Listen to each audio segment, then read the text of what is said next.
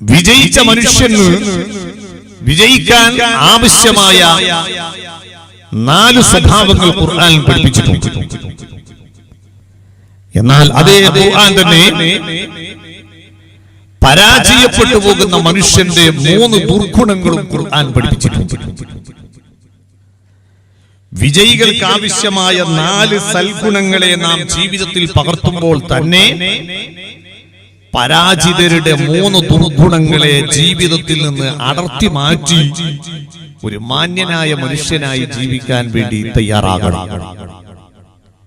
അങ്ങനെ ജീവിക്കാൻ വേണ്ടി ശ്രമിച്ച് മനുഷ്യരായവരാണ് മഹാന്മാരായ ഔലിയാക്കൾ. അതിൽ പരിപൂർണ മനുഷ്യൻ എന്ന വ്യക്തിത്വം ഒന്ന് മാത്രമേ ലോകത്തുള്ളൂ, ഇൻസാനുൻ കാമിൽ. അതാണ് വിശ്വാസിയുടെ നെഞ്ചിടിപ്പായി മാറേണ്ടുന്ന സയ്യിദുൽ വറ മുഹമ്മദുർ റസൂലുള്ളാഹി. മുഹമ്മദുൻ ദിക്റുഹു റൂഹുൽ ലി അൻഫുസിനാ മുഹമ്മദുൻ ശുക്റുഹു ഫർദുൻ അലൽ ഉമമി മുഹമ്മദുൻ സീനതു ദുനിയാ വബഹ്ജതുഹാ മുഹമ്മദുൽ കാശിഫുൽ ഉമ്മാതി വൽഉലമി മുഹമ്മദുൽ അശ്റഫുൽ അഅറാബി വൽ അജമി മുഹമ്മദുൽ ഖൈറു മൻ യംശി അലാ ഖദമി മൗലായ സ്വല്ലി വസല്ലിം ദായിമൻ അബദാ على حبيبك خير الخلق كلهم. ഏത് മാനദണ്ഡം വെച്ച് അളന്നു നോക്കിയാലും വിശ്വാസിയുടെ ജീവത്തുടിപ്പായി മാറേണ്ടുന്ന ഒരു വ്യക്തിത്വമുണ്ട്, സയ്യിദുൽ വറ മുഹമ്മദുർ റസൂലുള്ളാഹി.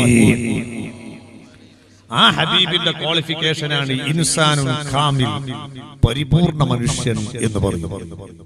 ബാക്കി എല്ലാവരും ആ ഗ്രേഡിന്റെ താഴെയാണ്. എന്നാലും ഒരു യഥാർത്ഥ മനുഷ്യനാകാൻ വേണ്ടി കഠിനാധ്വാനം ചെയ്തവരാണ് മഹാന്മാരായ ഔലിയാക്കൾ. ഖുർആനിൽ അല്ലാഹു തആല പഠിപ്പിച്ച ഒരു സൂറത്ത് കാണാം, സൂറത്തുൽ അസ്ർ. നമുക്കൊക്കെ നല്ല പരിചയമുള്ള മനപ്പാടമുള്ള സൂറത്താണ്. ബിസ്മില്ലാഹിർ റഹ്മാനിർ റഹീം വൽ അസ്ർ ഇന്നൽ ഇൻസാന ലഫീ ഖുസ്ർ. കാലത്ത് തന്നെയാണ് സത്യം, മനുഷ്യൻ പരാജയത്തിലാണ്. ഇന്നൽ ഇൻസാൻ, നിശ്ചയം മനുഷ്യൻ, ലഫീ ഖുസ്ർ, അവൻ തികഞ്ഞ പരാജയത്തിലാണ്. പക്ഷേ അതിൽ നിന്നൊരു വിഭാഗത്തെ അല്ലാഹു ഒഴിവാക്കുന്നു. ഇല്ലല്ലദീന ആമനു വഅമിലുസ് സാലിഹാത്ത് വതവാസൗ ബിൽ ഹഖ് വതവാസൗ ബിസ്സബ്ർ. ഈ 4 വിശേഷണങ്ങൾ ഉൾക്കൊള്ളുന്ന വിഭാഗം ഒഴികെ, ആ 4 സൽഗുണങ്ങൾ ഉൾക്കൊള്ളുന്ന വിഭാഗം അവര് വിജയിച്ചവരാണെന്ന് ഖുർആൻ. അതല്ലാത്ത എല്ലാ വിഭാഗവും പരാജയത്തിലാണെന്ന് അല്ലാഹുവിന്റെ കലാമാകുന്ന വിശുദ്ധ ഖുർആൻ നമ്മെ ബോധ്യപ്പെടുത്തുകയാണ്. എന്താണ് വിജയിക്കുന്ന വിഭാഗത്തിന്റെ ഒന്നാമത്തെ ലക്ഷണം? ഇല്ലല്ലദീന ആമനു, അവർ വിശ്വാസത്തിന്റെ പക്ഷത്ത് നിൽക്കുന്നവരാണ് എന്നത്. അവരുടെ ജീവിതത്തിലുള്ള മുഖ്യമായ അജണ്ട ഈമാനായിരിക്കും. ബാക്കിയുള്ള എല്ലാറ്റിനേക്കാളും അവൻ പ്രാധാന്യം കൊടുക്കുന്ന വിഷയം ഈമാനാകണം. നമ്മുടെ അവസ്ഥ എന്താണെന്ന് പരിശോധിച്ച് നോക്കി. നമ്മൾ ആരെങ്കിലും ഇപ്പൊ ഈമാനിന് വില കൊടുക്കുന്നുണ്ടോ? ഈമാൻ നമുക്കൊരു പ്രശ്നേ അല്ല. ഈമാനിനെ തളർത്തുന്ന എന്ത് ദുസ്വഭാവമുള്ള ആളും ഓൻ എന്തെങ്കിലും നല്ല കാര്യം ചെയ്താൽ ഓന്റെ ആ നല്ലന്റെ പിന്നാലെ മാത്രമേ കൂടുള്ളൂ. ഓന്റെ ദുസ്വഭാവത്തെ പറ്റി കാണാൻ എന്താവൂല, ആരും സമയം കണ്ടെത്തൂല. ഈമാൻ എന്ന് പറയുന്നത് ഇന്നലെ ഇങ്ങ് പൊട്ടി മുളച്ചുണ്ടായ സാധനമല്ല. മഹാന്മാരായ അമ്പിയാക്കളിലൂടെ അല്ലാഹു തആല ലോകത്ത് പ്രചരിപ്പിച്ചതാണ് ഈമാൻ. ആ ഈമാൻ നമ്മുടെ കയ്യിലേക്ക് എത്തുന്നതിന്റെ ഒന്നാം സ്ഥാനത്ത് നിൽക്കുന്നത് സയ്യിദുനാ വസയ്യിദുൽ ആലം മുഹമ്മദുർ റസൂലുള്ളാഹി സ്വല്ലല്ലാഹു അലൈഹി വസല്ലമ തങ്ങളാണ്. മഹാനായ നബി സ്വല്ലല്ലാഹു അലൈഹി വസല്ലമ തങ്ങൾ, ആ ഹബീബായ തങ്ങളാണ്. ആരാണ് റബ്ബെന്ന് പഠിച്ച വ്യക്തി, ആരാണ് പടച്ചവൻ എന്ന് പഠിച്ച വ്യക്തി? ആ റസൂലുള്ളാഹി തങ്ങളാണ്. നിങ്ങൾ കണ്ടില്ലേ, ഖുർആനിൽ അല്ലാഹു സുബ്ഹാനഹു വ തആല കൃത്യമായി പറയുന്നു, മുഹമ്മദ് നബി സല്ലല്ലാഹു അലൈഹി വസല്ലമ തങ്ങൾ ഷാഹിദാണ്, സാക്ഷിയാണ്. അല്ലാഹ് ഉണ്ട് എന്നതിന് ശരിയായ സാക്ഷിയാരാണ്? മുഹമ്മദ് നബി സല്ലല്ലാഹു അലൈഹി വസല്ലമ തങ്ങളാണ്. ഒരു വിഷയത്തിന് സാക്ഷി പറയണമെങ്കിൽ ആ വിഷയത്തെ പറ്റിയുള്ള പരിപൂർണ്ണ ജ്ഞാനം വേണം. അത് അറിഞ്ഞ വ്യക്തിയാണ് നബി സല്ലല്ലാഹു അലൈഹി വസല്ലമ തങ്ങൾ. ലോകത്തിലെ എല്ലാ അമ്പിയാക്കളും അല്ലാഹുവിനെ പരിചയപ്പെടുത്താൻ വേണ്ടി വന്നവരാണെങ്കിലും മുഹമ്മദുർ റസൂലുള്ളാഹി തങ്ങൾ അല്ലാഹുവിനെ പരിചയപ്പെടുത്തിയതിന് ഒരു പ്രത്യേകതയുണ്ട്. എന്താ? മറ്റുള്ള മുഴുവൻ പ്രവാചകന്മാരും ജിബ്രീൽ അലൈഹിസ്സലാമിലൂടെ റബ്ബിനെ പരിചയപ്പെട്ടവരാണ്. എന്നാൽ മുഹമ്മദ് നബി സല്ലല്ലാഹു അലൈഹി വസല്ലമ തങ്ങൾ ജീവിതകാലത്ത് തന്നെ പടച്ച റബ്ബിന്റെ ദർശനം കിട്ടിയ വ്യക്തിയാണ്. ലാ ഇലാഹ ഇല്ലല്ലാഹു മുഹമ്മദുർ റസൂലുള്ളാഹി എന്ന പരിശുദ്ധമായ തൗഹീദ് അംഗീകരിക്കുന്ന ഒരു മുഅ്മിനായ മനുഷ്യൻ, അവനിക്ക് നാളെ ആഖിറത്തിലേക്ക് അല്ലാഹു തആല മാറ്റിവെച്ച വലിയൊരു നിഅമത്തുണ്ട്. ഏതാ? അല്ലാഹുവിന്റെ ദർശനം എന്ന് പറയുന്നതാണ്. ഫമൻ കാന യർജു لقاء ربه فليعمل عملا صالحا. ഖുർആനിൽ അല്ലാഹു തആല പറയുന്നു, നിങ്ങളിൽ ആരെങ്കിലും അല്ലാഹുവിന്റെ ദർശനം ആഗ്രഹിക്കുന്നുവെങ്കിൽ, അല്ലാഹുവിനെ കാണണമെന്ന താല്പര്യം നിങ്ങൾക്കുണ്ടെങ്കിൽ, അതേ നിങ്ങൾ അത് വെറുതെ ഇരുന്നാൽ കിട്ടുന്നതല്ല. ബസ് സ്റ്റോപ്പിൽ ഇരുന്നിട്ട് ആയുസ് കൊന്നു തീർത്താൽ അത് കിട്ടൂല. പീഡികക്കോലായിരുന്നിട്ട് വാട്സപ്പിന്റെ മുമ്പിൽ ആയുസ് കൊന്നു തീർത്താൽ കിട്ടൂല. അത് കിട്ടണമെങ്കിൽ എന്ത് ചെയ്യണം? ഖുർആൻ പറയുന്നു, ഫല്യഅമൽ അമലൻ സാലിഹാ. അവന്റെ ജീവിതം മുഴുവനും നല്ല പ്രവർത്തനങ്ങളെ കൊണ്ട് ധന്യമാക്കിക്കൊള്ളട്ടെ. കൃത്യമായി ഫർദ് നിസ്കരിക്കുകയും അതോടൊപ്പം സുന്നത്ത് നിസ്കാരം വർദ്ധിപ്പിക്കുകയും ദിക്റും സ്വലാത്തും ഖുർആനും ദാനധർമ്മങ്ങളും ഫിത്ന ഫസാദുകളിൽ നിന്ന് മാറി നിൽക്കലും നല്ലത് മാത്രം പറയുകയും കേൾക്കുകയും ചെയ്യലും, അങ്ങനെ ജീവിതത്തിൽ അല്ലാഹുവിന്റെയും ഹബീബിന്റെയും പ്രീതി നേടാൻ പറ്റുന്ന പ്രതിഫലാർഹമായ പ്രവർത്തനങ്ങൾ എന്തൊക്കെയുണ്ടോ അത് മുഴുവനും അവരുടെ ജീവിതത്തിൽ വർദ്ധിപ്പിച്ചു കൊള്ളട്ടെ. അങ്ങനെ ദുനിയാവിൽ ചെയ്ത് ഒരാൾ ജീവിച്ചാൽ ആ മനുഷ്യന് അല്ലാഹു തആല ആഖിറത്തിൽ കൊടുക്കുന്ന പ്രതിഫലമാണ് അല്ലാഹുവിന്റെ ദർശനം. അത് ആഖിറത്തിലാണ്. മതി ഫാനിൽ ഏസൊന്നും മുട്ടിക്കാൻ പറ്റും. വല്ലാത്ത ചൂട്. നമ്മളൊന്ന് ആലോചിക്കണം. എന്നാൽ ഈ ദർശനം കിട്ടാൻ, അല്ലാഹുവിന്റെ പ്രീതി നേടാൻ നമ്മുടെ മഹാന്മാരൊക്കെ എത്ര ത്യാഗം സഹിച്ചതല്ലേ.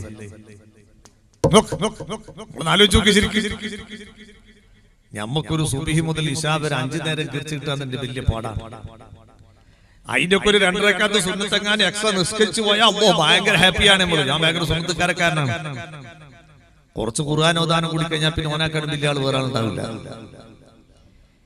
എന്നാൽ അല്ലാഹുവിന്റെ ലിഖാഇനെ ആഗ്രഹിക്കുന്ന മഹാന്മാര് പടച്ച റബ്ബിന്റെ പൊരുത്തം നേടാൻ വേണ്ടിയിട്ട് കഠിനാധ്വാനം ചെയ്തു. നിങ്ങൾ കണ്ടില്ലേ, ലോകത്ത് കഴിഞ്ഞുപോയ സർവ്വ ഔലിയാക്കളുടെയും നേതാവായ ഒരു വ്യക്തിത്വം ഉണ്ടാരാ? സുയ്യീനൽ ഉഫുഖു മുദ്ബുലിതു ബിസഅദി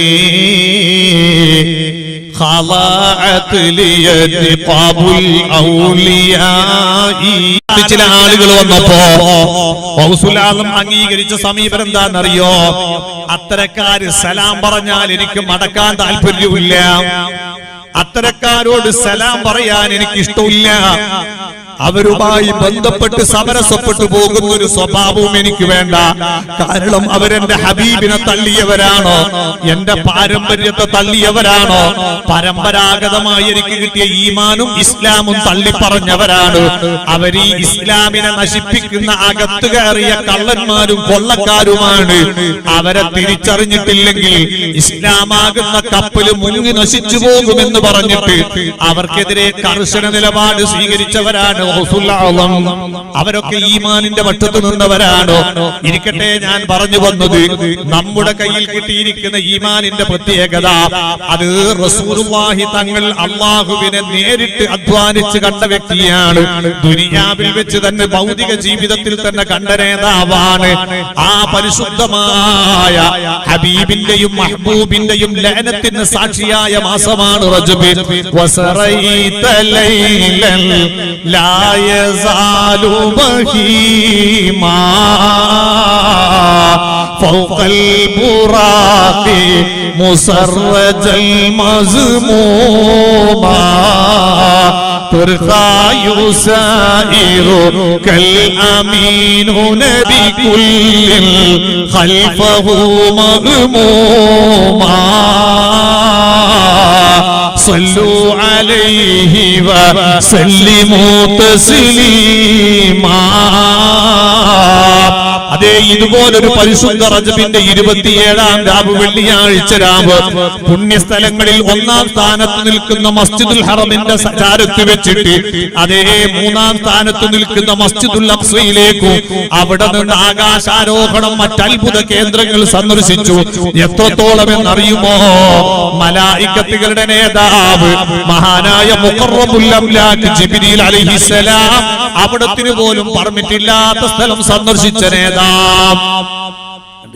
അവിടത്തിന് പോലും പെർമിറ്റില്ലാത്ത സ്ഥലം.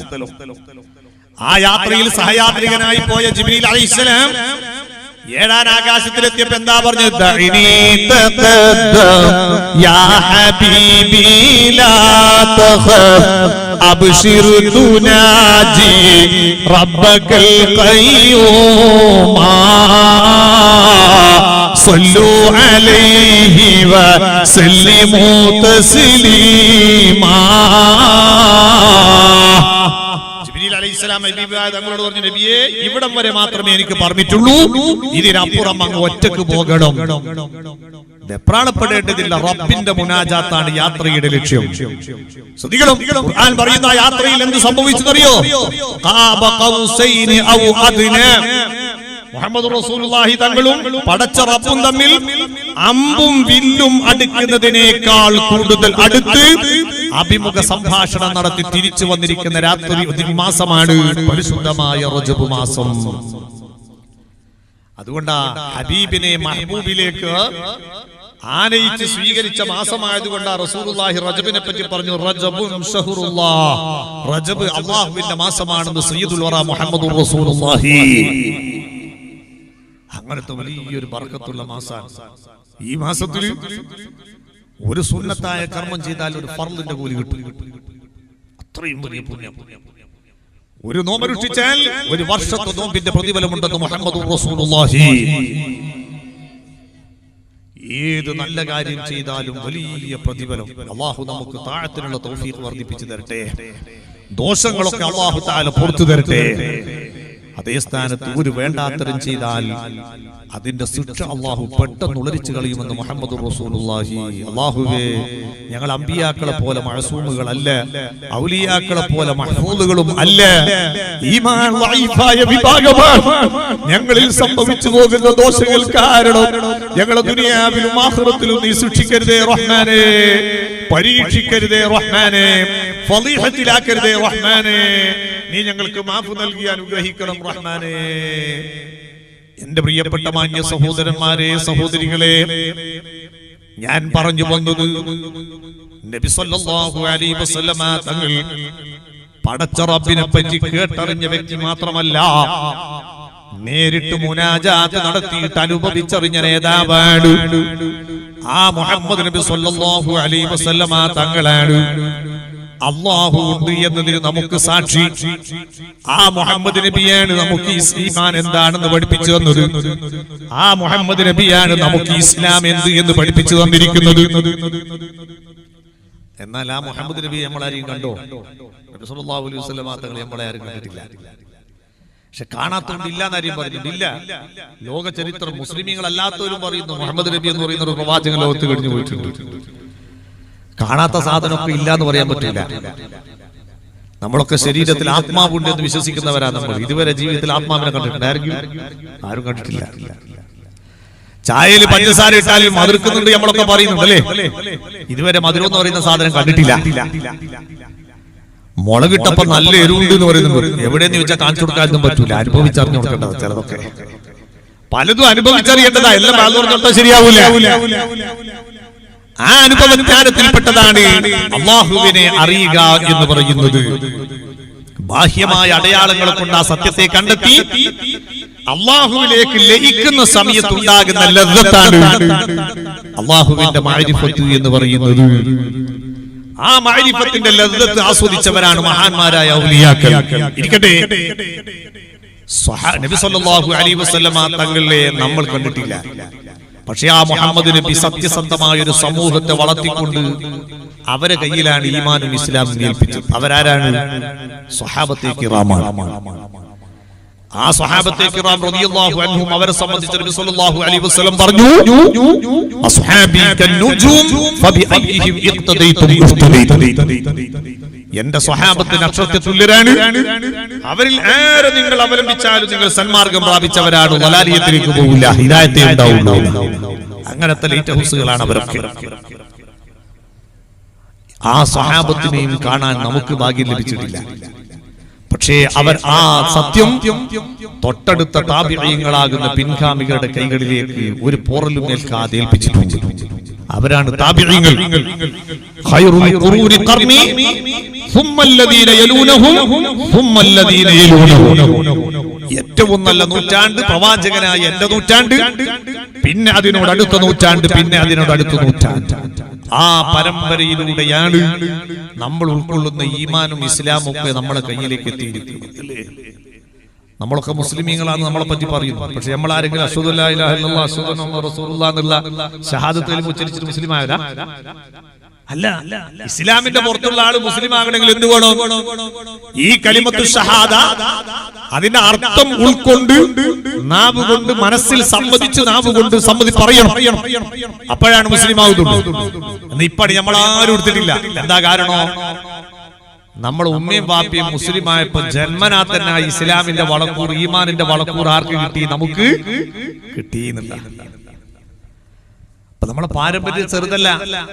ഇപ്പോഴൊരു പുതിയ കോമ വന്നിട്ട് സുന്നികളല്ലാത്തൊരു വിഭാഗം അവരൊറ്റയടിക്കും ഉമ്മനെയും വാപ്പനെയും ഒക്കെ വേഗം നരകത്തിലേക്ക് വിടുന്നതാണ്. ഒറ്റ ദിവസം കൊണ്ട് നരകത്തിലേക്ക്. 10 മാസം പള്ളയെ പോലെ നടന്ന ഉമ്മ, രക്തം നീരാക്കി അധ്വാനിച്ചു പോറ്റി ഉപ്പ, കഠിനാധ്വാനം ചെയ്ത് പോറ്റി വളർത്തിയിരിക്കുന്ന മാതാവ്, അവരൊക്കെ ഒരു ദിവസം കൊണ്ട് നരകത്തിലേക്ക്. നിങ്ങൾ ആലോചിച്ച് നോക്കണം. നാട്ടിലുള്ള ഒരു ചെറുപ്പക്കാരൻ, ഞാൻ ഉദാഹരണം പറയാം, ഗൾഫിൽ പോകാൻ വേണ്ടി തീരുമാനിച്ചു. ആ പുരയിൽ പ്രായം ചെന്നൊരു ഉമ്മാമുണ്ട്. അന്ന് ഗൾഫിൽ പോവാന്നൊക്കെ പറഞ്ഞ വലിയ ബേജാറുള്ള വിഷയമാണ്. കാരണം പ്ലെയിൻ എന്ന് പറയുന്ന ഹവയിൽ കൂടെ പറക്കുന്ന ഒരു സാധനം ആരും പിടിച്ചു വെക്കാനില്ല. പടച്ചോനല്ലാണ്ട് വേറെ ആരും എന്നെ താങ്ങി നിർത്താനില്ല. കടലിന്റെ അക്കരയിലേക്കാണ് ഗൾഫിലേക്ക് പോകാന്നൊരു കടലിന്റെ അക്കരാന്നാ പറയുന്നത്. അപ്പൊ കടലും കടന്നു പോകുന്ന ആള് അത്രയും വലിയ അതാപ ബേജാറാ. ഇപ്പം കാസർഗോഡ് ടൗണിൽ നമ്മൾ പുരയിലേക്ക് എത്തുമ്പോഴത്തേക്ക് ദുബായിലുള്ള നമ്മളെ പുരയിലെത്തിരി കുളിച്ച് കടന്നു തുടങ്ങിയിട്ടുണ്ടാവും. അത്രയും സൗകര്യങ്ങൾ കൂടി. അങ്ങനെ യാത്ര പോകാൻ തീരുമാനിച്ചപ്പോ പുരക്കാർക്ക് വലിയ ബേജാറ്. ഉമ്മാം എന്ത് ചെയ്തു എന്നറിയോ? തട്ടുമുട്ടൊന്നും ഇല്ലാണ്ട് യാത്ര റാഹത്തായി തിരിച്ചു വരാൻ വേണ്ടിട്ട് ബദ്റുമോദ് തീർച്ചയാക്കി. പോന്നേന്റെ തലേന്ന് പള്ളിക്കൽ ഉസ്താദിനെയും കുട്ടികളെയൊക്കെ വിളിച്ചിട്ട് നല്ലൊരു ബദ്റുമോദ് തിരുനങ്ങ് ചൊല്ലി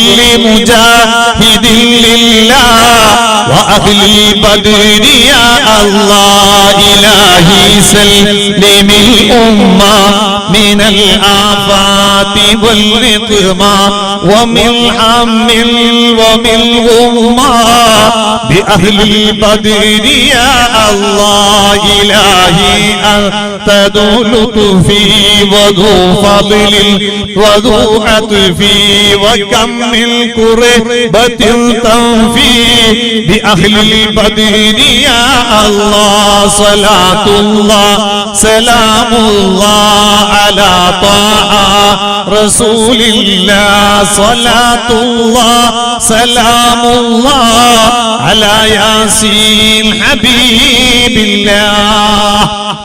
നല്ല ബദർമൗലൂദൊക്കെ ചെല്ലി റാഹത്തായി ചെറിയോൻ പിറ്റേന്ന് ദുബായി പോയി. ചെന്നവാട് ജോലിയിലും കിട്ടി, നല്ല റാഹത്തായി, നല്ല ശമ്പളമൊക്കെ കിട്ടാൻ തുടങ്ങി, മാസത്തിൽ ഇങ്ങനെ അയക്കാൻ തുടങ്ങി. 2 കൊല്ലം കഴിഞ്ഞിട്ട് മൂപ്പർ നാട്ടിൽ വരാൻ തീരുമാനിച്ചു. 2 വർഷം കഴിഞ്ഞ് നാട്ടിലേക്ക് വരാൻ തീരുമാനിച്ച് നാട്ടിൽ വരുന്നുണ്ടുള്ള കഥ ഉമ്മാമ അറിഞ്ഞു. അപ്പോൾ ഉമ്മാമ ഹയാത്തോടെ പുരേ തന്നെ ഉണ്ട്.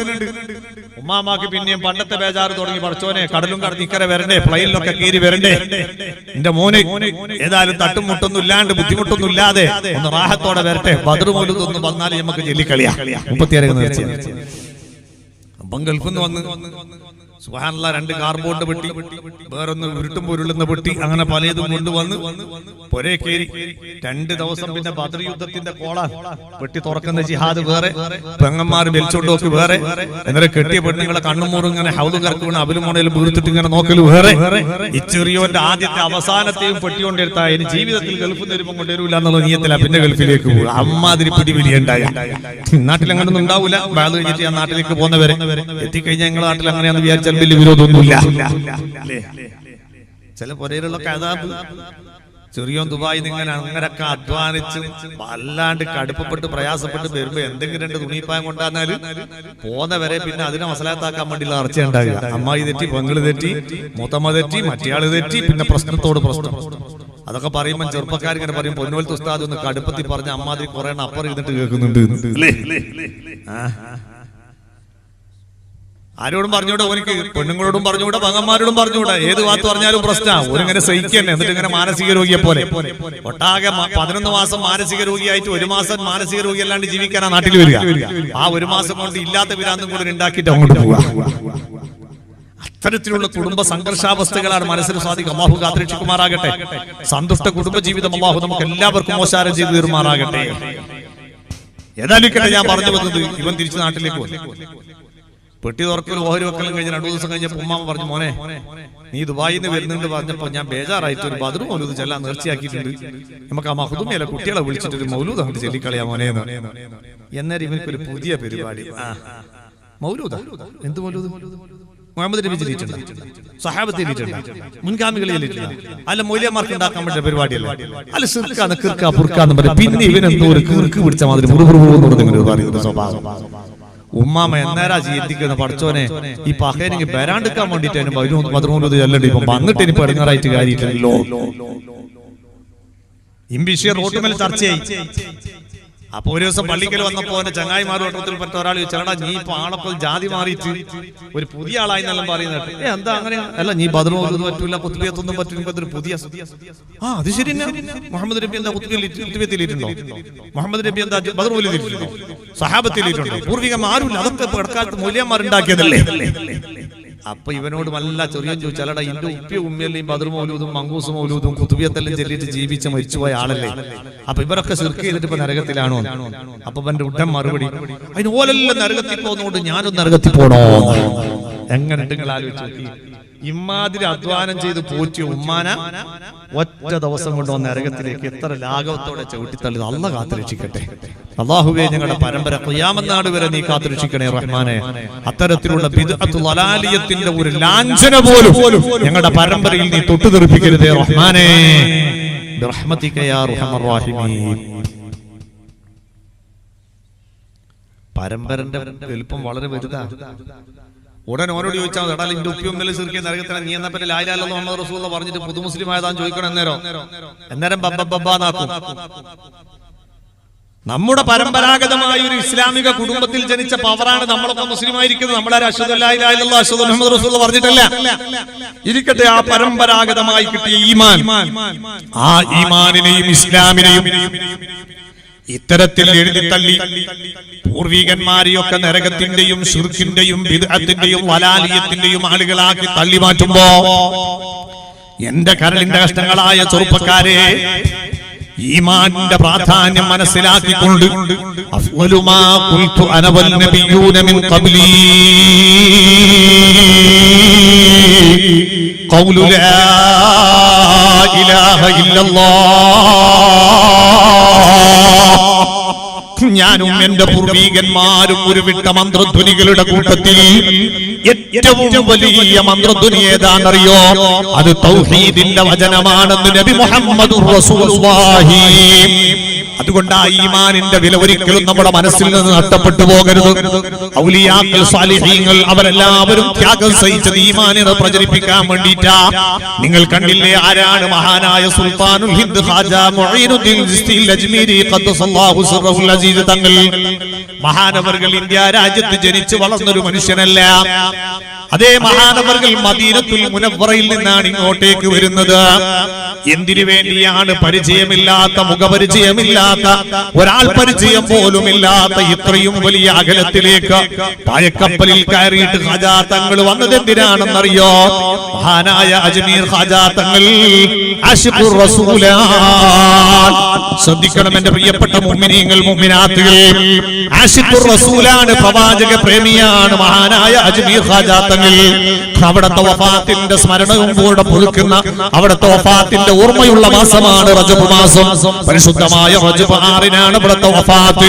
മഹാനവറുകൾ ഇന്ത്യ രാജ്യത്ത് വന്നത് എന്തിനാണെന്നറിയോ? മദീനത്തുൽ മുനവ്വറയിൽ നിന്ന് നബി സല്ലല്ലാഹു അലൈഹി വസല്ലമ തങ്ങൾ അവിടുന്ന് നിർദ്ദേശിക്കുകയാണ്, അൻത ഖലീഫതി ഫിൽ ഹിന്ദ്. നിങ്ങൾ എന്റെ പ്രതിനിധിയായി ഞാൻ നിങ്ങളെ ഇന്ത്യയിലേക്ക് നിശ്ചയിച്ചിരിക്കുകയാണ്. അതുകൊണ്ട് ഈമാനിനെ പ്രചരിപ്പിക്കാൻ, ഇസ്ലാമിനെ പ്രചരിപ്പിക്കാൻ നിങ്ങൾ ഇന്ത്യ രാജ്യത്തേക്ക് പോകണമെന്നാണ് നബി സല്ലല്ലാഹു അലൈഹി വസല്ലമ തങ്ങളുടെ നിർദ്ദേശം. നബി സല്ലല്ലാഹു അലൈഹി വസല്ലമ തങ്ങളുടെ ആ നിർദ്ദേശം സ്വീകരിച്ചിട്ടാണ് മഹാനായ ഖാജാ തങ്ങൾ ഇന്ത്യ രാജ്യത്തേക്ക് വരുന്നത്. സുബ്ഹാനല്ലാഹ്, ഒരുപാട് കടലിലൂടെയുള്ള യാത്ര. ഇന്നത്തെ പോലത്തെ ആധുനിക സൗകര്യങ്ങളും സജ്ജീകരണങ്ങളും ഉള്ളൊരു യാത്രയല്ല. ആയുസ് പണയം വെച്ചുകൊണ്ടുള്ള യാത്രയാൽ അതേ പായക്കപ്പലിൽ കയറിക്കൊണ്ട് മഹാനവറുകൾ അജ്മീറിൽ വന്നിറങ്ങിയപ്പോ, അജ്മീറിൽ ആ സ്ഥലത്തേക്ക് എത്തിപ്പെട്ട സമയത്ത് നല്ല ഒരു കൃഷിത്തോട്ടം, പാറാവുകാരനില്ല, ഗേറ്റ് തുറന്നു വെച്ചിരിക്കുകയാ. മഹാനായ ഖാജാ തങ്ങൾ തന്റെ അനുയായികളോടൊന്നിച്ച് അതിന്റെ അകത്തേക്ക് കയറിയിരുന്നു ഒന്ന് വിശ്രമിക്കാൻ വേണ്ടിയിട്ട്. പറവുകാരൻ ഇല്ല, തുറന്നിട്ടത് പൊതുസ്വത്താണ്, എല്ലാവർക്കും പറ്റുന്നതാണെന്ന രീതിയിൽ കയറി അങ്ങോട്ടിരുന്നു. അല്പസമയം കഴിഞ്ഞപ്പോ സുബ്ഹാനല്ലാഹ്, പാറാവുകാര് വരികയാ. പാറാവുകാരൻ വന്നിട്ട് പറയുന്നു, ഇനി നാട്ടിലുള്ള രാജാവിന്റെ തോട്ടമാണ്, സമ്മതമില്ലാതെ നിങ്ങൾ എങ്ങനെയാണ് കയറി? അതുകൊണ്ട് ഇറങ്ങണം, പുറത്ത് ശ്രദ്ധിക്കണം. അജ്മീർ ഖാജാ തങ്ങൾക്ക് അപ്പൊ കാര്യം ബോധ്യപ്പെട്ട് രാജാവിന്റെ തോട്ടമാണ്. ഏതായാലും മദീനയിൽ നിന്ന് എന്റെ ഹബീബ് എന്നെ ഇവിടേക്ക് അയച്ചത് ദീന് പ്രചരിപ്പിക്കാനല്ലേ. എന്റെ ദീന് ആദ്യമായി പ്രചരിപ്പിക്കാൻ നല്ലത് രാജാവ് തന്നെ ആയിക്കോട്ടെ. അതുകൊണ്ട് രാജാവിനെ തന്റെ മുന്നിലേക്ക് എത്തിക്കണം. അതിനുള്ള മാർഗമാണ് ഖാജാ തങ്ങൾ ആലോചിക്കുന്നത്.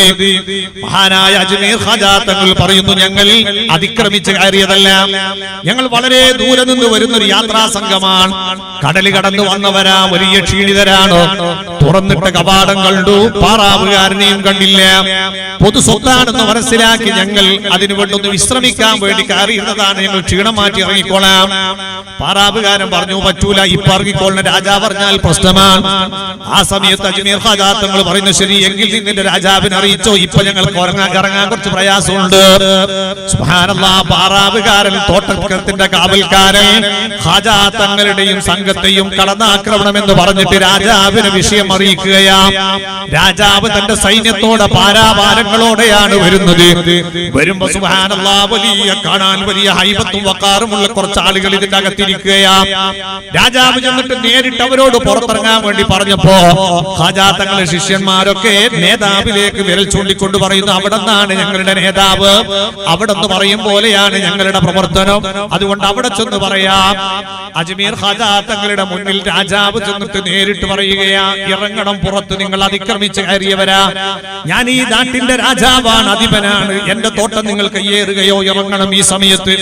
ഖാജാ തങ്ങൾ പറഞ്ഞു, ഞങ്ങൾ ഒരിക്കലും അതിക്രമിച്ച് കയറിയവരല്ല, അപഹരിക്കാൻ വന്നവരല്ല, ഞങ്ങൾ ഇന്ന സ്ഥലത്ത് നിന്ന് വലിയൊരു ലക്ഷ്യത്തിന് വേണ്ടി വന്നവരാണ്.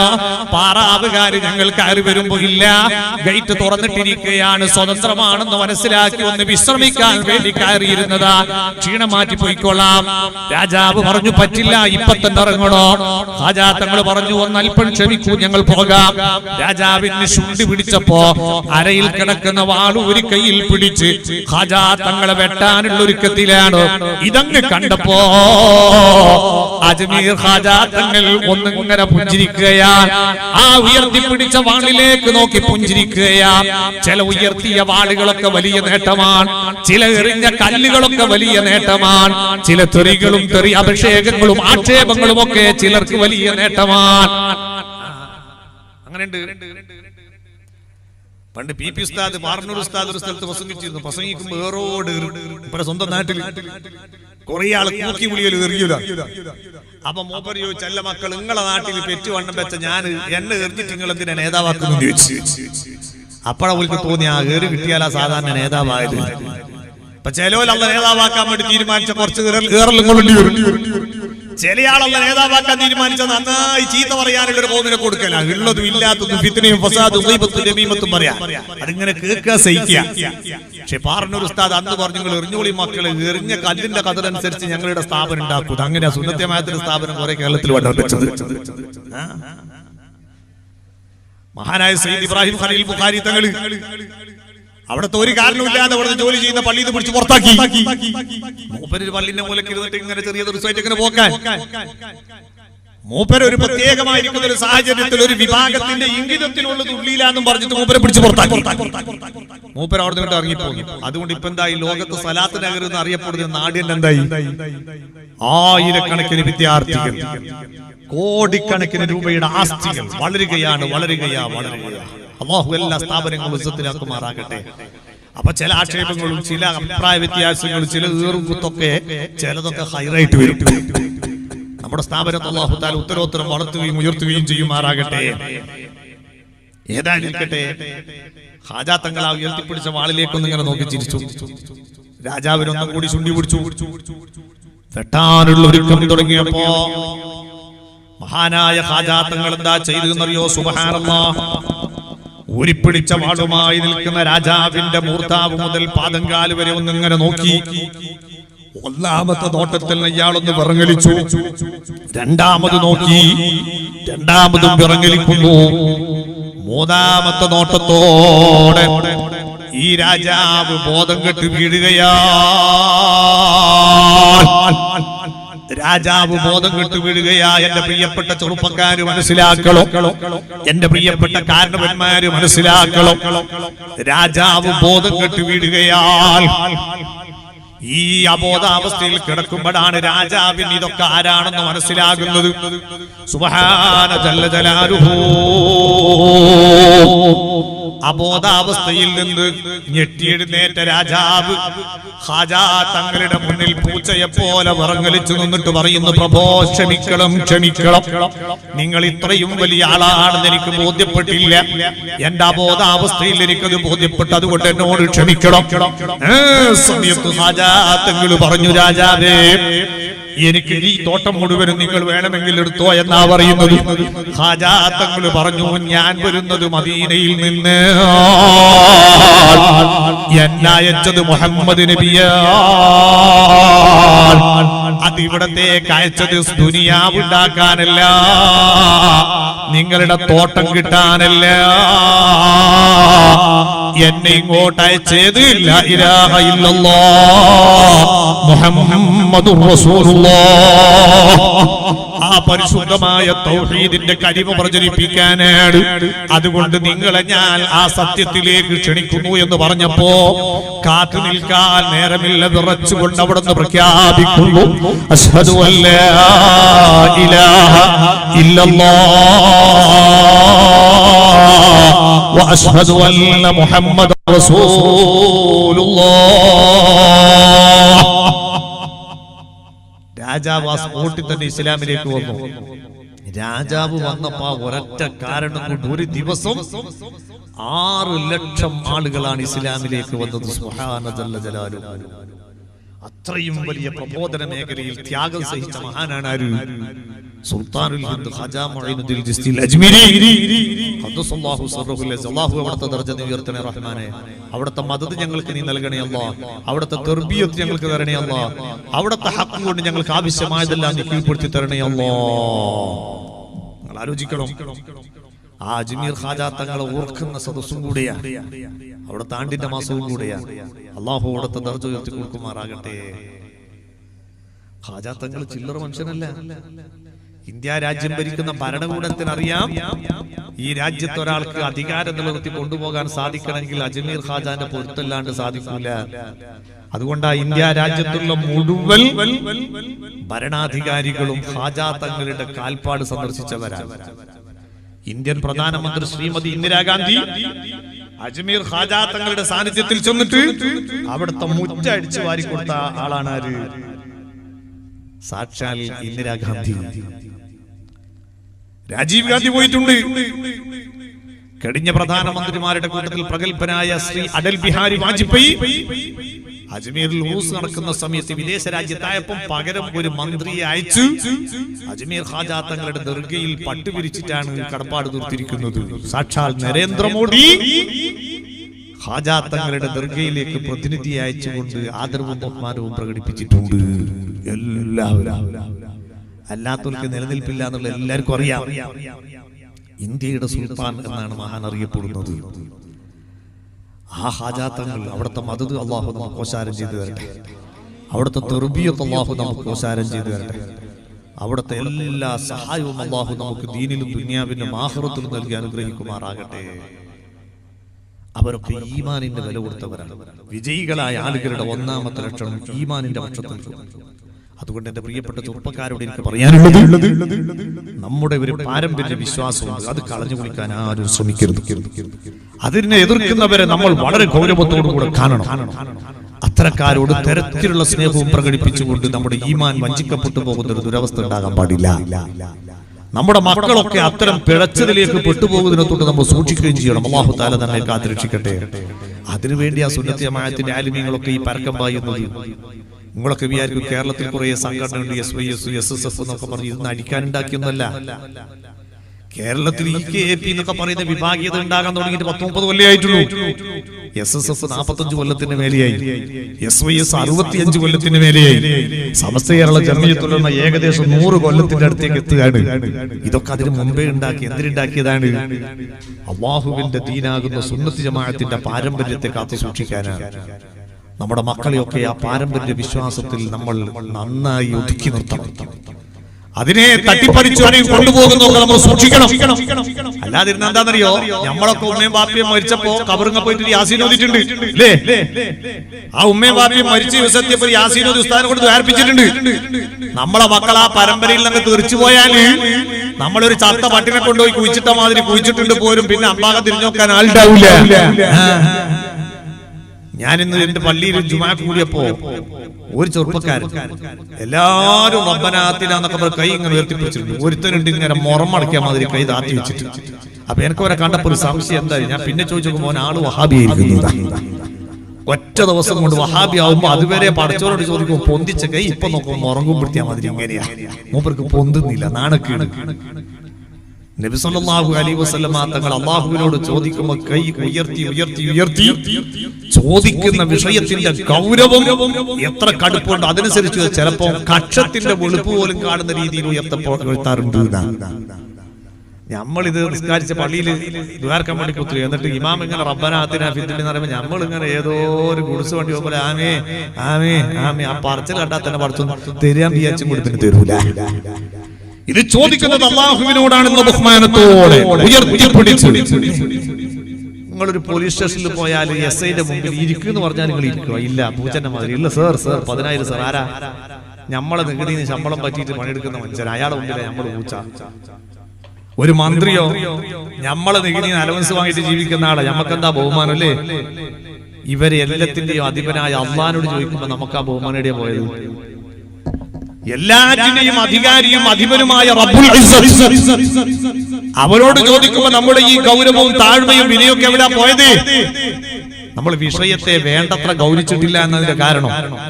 അതുകൊണ്ട് നമ്മൾ അല്ലാഹുവിനോട് ചോദിക്കുമ്പോൾ മനസ്സറിഞ്ഞ് ചോദിക്കണം, കരഞ്ഞു ചോദിക്കണം, കൈകൾ ഉയർത്തിപ്പിടിച്ച് ചോദിക്കണം, കിട്ടുമെന്ന തികഞ്ഞ പ്രതീക്ഷയോടുകൂടെ ചോദിക്കണം. അപ്പോഴാണ് അല്ലാഹു തആല നമുക്ക് ഇജാബത്ത് നൽകുക. ആ ദുആക്ക് പറ്റിയ നല്ല മാസമാണ്. അല്ലാഹു നമുക്ക് ഉത്തരം നൽകി അനുഗ്രഹിക്കുമാറാകട്ടെ. അല്ലാഹു നമുക്ക് ഇജാബത്ത് നൽകി അനുഗ്രഹിക്കുമാറാകട്ടെ. അല്ലാഹു നമുക്ക് ഇജാബത്ത് നൽകി അനുഗ്രഹിക്കുമാറാകട്ടെ. എന്റെ പ്രിയപ്പെട്ട മാന്യ സഹോദരന്മാരെ, സഹോദരികളെ, ഞാൻ പറഞ്ഞു വന്നത് മഹാന്മാരുടെ ഒന്നാമത്തെ വിജയത്തിന്റെ മാനദണ്ഡം ഈമാനാണ്. രണ്ടാമത്തത് ഇല്ലല്ലദീന ആമനൂ വഅമിലുസ് സാലിഹാത്ത്, ജീവിതം മുഴുവനും നല്ല പ്രവർത്തനം.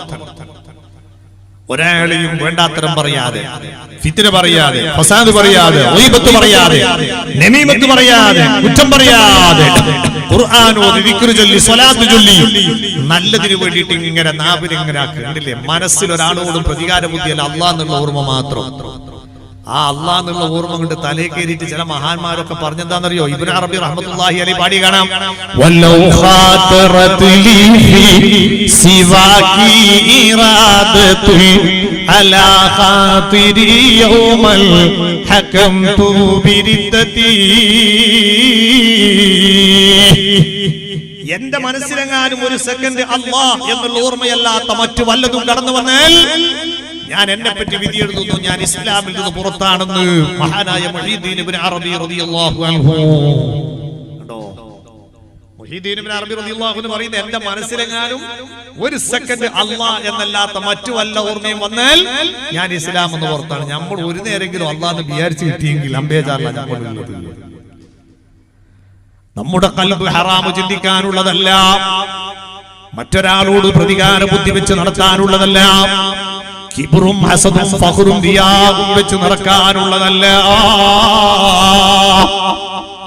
പരാജയപ്പെട്ട മനുഷ്യന്മാരുടെ ലക്ഷണം ഖുർആൻ പറഞ്ഞില്ലേ? ലഹും ഖുലൂബുൻ ലാ യഫ്ഖഹൂന ബിഹാ, ചിന്തിക്കാനും ഗ്രഹിക്കാനും പറ്റിയ മനസ്സും ബുദ്ധിയും അവർക്ക് കൊടുത്തിട്ടുണ്ട്. പക്ഷേ അവര് മനസ്സാക്ഷിയില്ലാതെ ജീവിക്കുന്നവരെ. അവരുടെ മനസ്സിൽ കിബ്റും ഹസദും ഫഖറും റിയാഉം ഉജ്ബും സുംഅത്തും പ്രതികാര ബുദ്ധിയും ഇത്തരത്തിലുള്ള ദുഷിച്ച പ്രവർത്തനങ്ങൾ, ചിന്തകൾ മാത്രമാണ് അവരുടെ ഖൽബിൽ ഉണ്ടാകുക. അങ്ങനെ ആ ദുഷിച്ച ചിന്ത നിറച്ചു വെച്ചിട്ട് അവരുടെ ഖൽബ് മുഴുവനും ഖറാബാക്കുകയാണ്. അതുകൊണ്ട് ആ തടവ മുഹമ്മദ് മുസ്ലിയാർ പാടിയതാകും,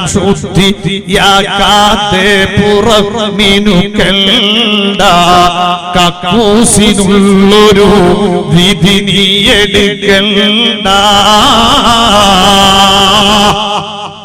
ഒരേ കക്കൂസുണ്ടാക്കി നല്ല മാർബിള്, അടിപൊളി പെയിന്റ്, സ്പ്രേന്റെ കുപ്പിയെല്ലാം കൊണ്ടെടുത്ത് ഒരു കാര്യമില്ല. ഇത് ഉള്ള സാധനം തന്നെയാ, മോശം തന്നെയാ എന്നതുപോലെ മനസ്സ് മുഴുവനും കക്കൂസാക്കിയിട്ട് നല്ല പേനും കുപ്പായോ നല്ല താടിയും തലയെ കൊണ്ട് വെച്ചാർന്നതിനെ കൊണ്ടൊന്നും ഒരു കാര്യമില്ല. ആദ്യം ഇത് നന്നാകണം. അലാ വഹിയൽ ഖൽബ്. റസൂലുള്ളാഹി തങ്ങൾ പറഞ്ഞു, ഇന്ന ഫിൽ ജസദി മുദ്ഗ, മനുഷ്യ ശരീരത്തിൽ ഒരു മാംസപിണ്ഡമുണ്ട്. അത് നന്നായാൽ നീ മുഴുവനും നന്നായി കഴിഞ്ഞു. അത് മോശമായാൽ നീ മുഴുവനും മോശമാണ്. ഏതാണ് ആ സാധനം അറിയോ? അലാ വഹിയൽ ഖൽബ്. അറിയണം, അത് നിന്റെ മനസ്സാണെന്ന് സയ്യിദുനാ മുഹമ്മദുർ റസൂലുള്ളാഹി. ഖുർആൻ പറയുന്നു, പരാജയപ്പെട്ട ആൾ ആ മനസ്സുകൊണ്ട് വേണ്ടാത്തരം ചിന്തിക്കാനേ അവർക്ക് സമയം ഉണ്ടാവും, നല്ല ചിന്തിക്കാൻ സമയം ഉണ്ടാവില്ല. വലഹും അയ്യുനുൻ ലാ യുബ്സിറൂന ബിഹാ, കാണാനുള്ള കണ്ണുണ്ട് പക്ഷെ നല്ലത് കാണൂല. ഖുർആൻ നോക്കാൻ താല്പര്യം ഉണ്ടാവില്ല, അശ്ലീല സാഹിത്യം നോക്കാൻ വലിയ താല്പര്യം, സ്വലാത്ത് കിതാബ് നോക്കാൻ താല്പര്യം ഉണ്ടാവില്ല, വാട്സപ്പ് നോക്കിയിട്ട് ഇങ്ങനെ ഫിത്ന നോക്കാൻ, സിനിമ കാണാൻ, ഹറാമ് കാണാൻ വലിയ താല്പര്യം. നല്ല നല്ല മാസികകളൊന്നും വാങ്ങി വായിക്കുകയും ചെയ്യൂല. ആ സമയത്ത് ടിവിയും കണ്ടു കുത്തിരിക്കാൻ വലിയ ഇൻട്രസ്റ്റ് ആണ്. നല്ല നല്ല ആലിമീങ്ങളെയും സയ്യിദന്മാരെയും നോക്കിയിട്ട് ബർക്കത്തൊന്നും എടുക്കൂല. അന്നേരത്തെ ഏതെങ്കിലും ഫിത്നയും ഫസാദും പറയുന്നവന്റെ ബാക്കിൽ നടന്നിട്ട് കൂലി ഉണ്ടാക്കാനാ നോക്കുക.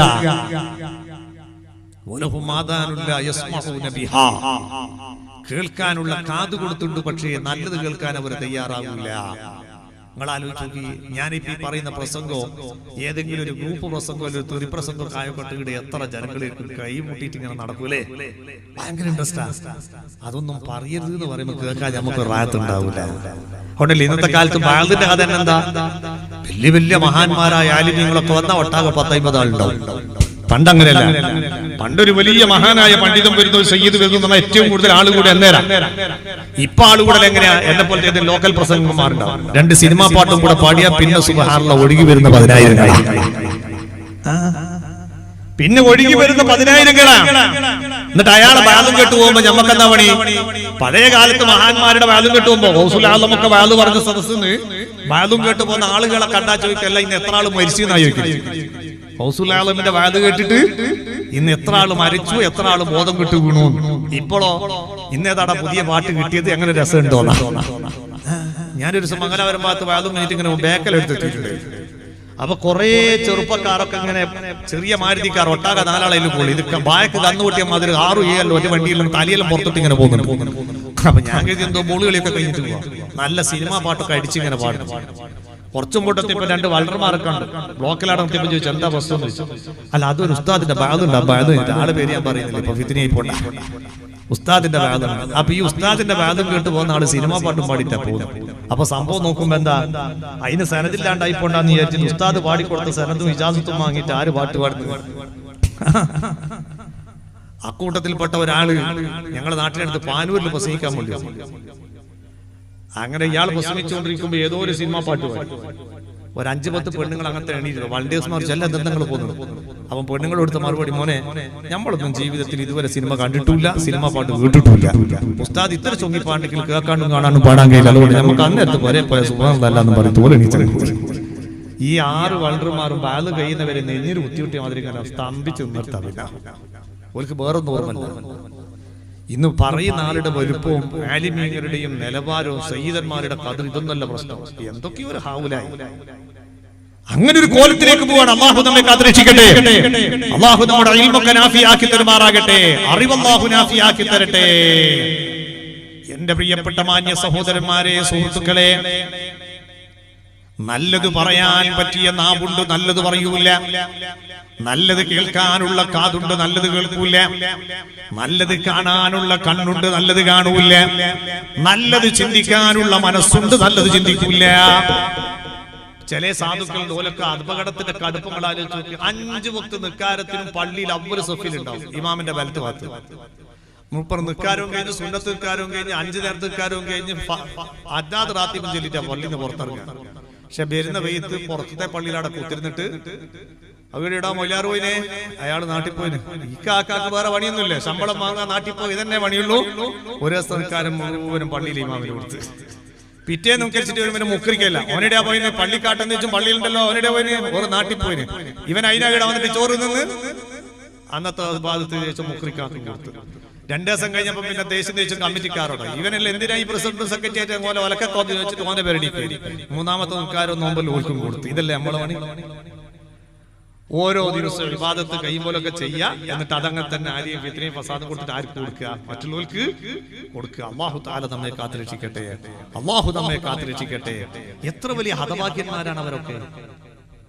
എത്ര വലിയ ഹതഭാഗ്യന്മാർ. സ്വന്തം അധ്വാനിച്ചുണ്ടാക്കിയ ഇബാദത്തുകൾ മറ്റുള്ളവരുടെ കുറ്റവും കുറവും ഫിത്നയും ഫസാദും ഗീബത്തും നമീമത്തും പറഞ്ഞിട്ട് മറ്റുള്ളവർക്ക് കൊടുക്കേണ്ടുന്ന ഗതികേടിലേക്ക് എത്തിയാൽ അവരെ പോലത്തെ ഹതഭാഗ്യൻ ആരാ ഉള്ളത് ദുനിയാവിൽ? ആരാ ഉള്ളത്? നമ്മളൊന്ന് ആലോചിച്ച് നോക്കി. അല്ലാഹു നമ്മുടെയൊക്കെ ബുദ്ധി നന്നാക്കട്ടെ. പരാജിതപ്പെട്ട പരാജയം ജീവിതത്തിന്റെ അജണ്ടയാക്കി മാറ്റിയവരാണോ? ഏത് പ്രതിസന്ധിയും പ്രയാസവും വന്നാലും, ആര് വെറുത്താലും, ആര് ചിരിച്ചാലും, ആര് കണ്ണു തുറിച്ചാലും എനിക്ക് സത്യം പറയാൻ കഴിയണം, സത്യത്തിന്റെ പക്ഷത്ത് നിൽക്കാൻ കഴിയണം, സത്യം കൊണ്ട് സദുപദേശം നടത്താൻ കഴിയണം. ആ താല്പര്യത്തിന്റെ പക്ഷത്ത് നിന്നവരാണ് ഔലിയാക്കൾ.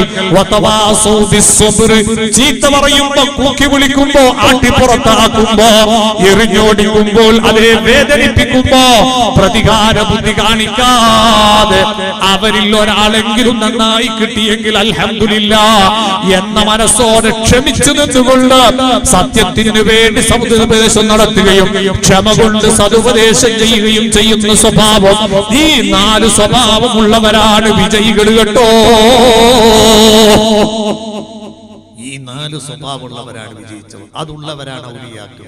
അല്ലാത്തവർ പരാജയപ്പെട്ടവരാണെന്ന് ഖുർആൻ. അതുകൊണ്ട് ശൈഖ് ജിലാനി, അജ്മീർ ഖജാ തങ്ങളിൽ അതുപോലത്തെ മഹാന്മാരെ കോർക്കുന്ന സദസ്സിൽ വെച്ച് നമുക്ക് ഈമാനിന്റെ പക്ഷത്ത് നിൽക്കാനുള്ള പ്രതിജ്ഞ എടുക്കാൻ കഴിയണം.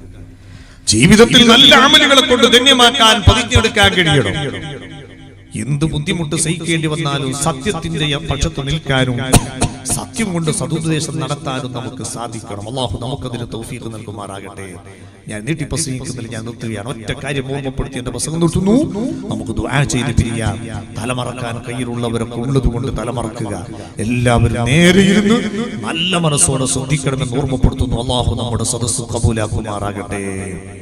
നാം എല്ലാവരും മരിക്കേണ്ടവരാണ്. പലതിനും ഗ്യാരണ്ടിയുണ്ട്, ഗ്യാരണ്ടി ഇല്ലാത്തവനാണ് മനുഷ്യൻ. എന്റെ ചെറിയ ശബ്ദം വലുതാക്കി നിങ്ങളെ കേൾപ്പിക്കാൻ ഉപയോഗിക്കുന്ന ഈ ഉച്ചഭാഷണിയില്ലേ, ഇതിന്റെ കമ്പനിക്കാരൻ ഇതിന് 5 കൊല്ലത്തെ ഗ്യാരണ്ടി കൊടുത്തിട്ടുണ്ട്. പ്രസംഗിച്ച് എനിക്ക് 5 മിനിറ്റ് നേരത്തെ ഗ്യാരണ്ടി ആരും തന്നിട്ടില്ല. ശബ്ദം കേട്ട നിങ്ങൾക്ക് 5 സെക്കൻഡിന്റെ ഗ്യാരണ്ടി തരാൻ ഒരാളെ കൊണ്ട് കഴിയില്ല. അത്രയും ഗ്യാരണ്ടി കുറഞ്ഞവനാണ് മനുഷ്യൻ. ആ ഗ്യാരണ്ടി കുറഞ്ഞ നമ്മൾ ഏത് സമയത്തും മരിക്കേണ്ടവരാണെന്ന ബോധം വേണം. എന്റെ കയ്യിൽ കിട്ടിയ വാച്ച് ഇങ്ങനെ എപ്പോഴും റൈറ്റ് സൈഡിലേക്ക് ഇങ്ങനെ തുള്ളിച്ചാടുകയാണ് അതിന്റെ സൂചി. എന്റെ ആയുസ്സിൽ നിന്നൊരു സെക്കൻഡ് കഴിഞ്ഞു എന്നാണ് അത് നമുക്ക് വാത് പറഞ്ഞു തരുന്നത്. അതേ നമ്മുടെ ഓരോ ചവിട്ടടിയും അത് പള്ളിക്കാട്ടിലേക്കാണെന്നുള്ള ഓർമ്മ വേണം. ബാഹുവേ, ഞങ്ങളെ പടച്ചത് നിന്റെ ഔദാര്യമാണ്, ഇതുവരെ പോറ്റിയതും നിന്റെ ഔദാര്യമാണ്. ഞങ്ങളുടെ അവകാശവും യോഗ്യതയും അർഹതയൊന്നുമല്ല. നിന്റെ ഔദാര്യത്തെ മുൻനിർത്തി ഞങ്ങൾ യാചിക്കുന്നു. ഞങ്ങൾക്ക് നീ ആഫിയത്തുള്ള ദീർഘായുസ്സ് തരണം അല്ലാഹ്. ഞങ്ങളെ നീ പെട്ടെന്ന് മരിപ്പിച്ച് ഞങ്ങളെ നീ കഷ്ടപ്പെടുത്തല്ലേ അല്ലാഹ്. ഞങ്ങളുടെ എല്ലാ ഹക്കിടപാടുകളും നീ തീർത്തു തരണം റഹ്മാനേ. ഒരുപാട് കാലം നിന്റെ പൊരുത്തത്തിലായി ജീവിക്കാനുള്ള തൗഫീഖ് നൽകണം അല്ലാഹ്.